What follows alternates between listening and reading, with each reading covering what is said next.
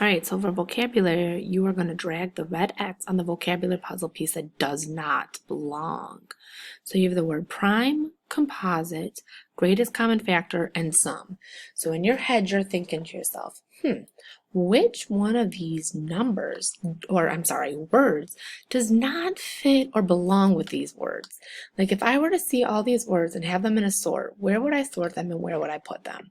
So I'm thinking to myself, well, greatest common factor. What do I deal with greatest common factor?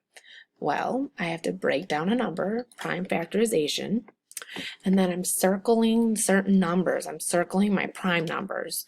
So greatest common factor and prime could be seen together in a problem or in a group. And I'm also breaking down the composite numbers in GCF. So I know when I deal with GCF, I'm dealing with prime and composite.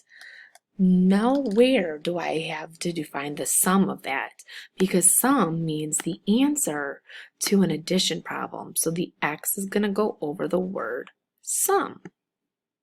Okay, so that's vocab. Easy, simple.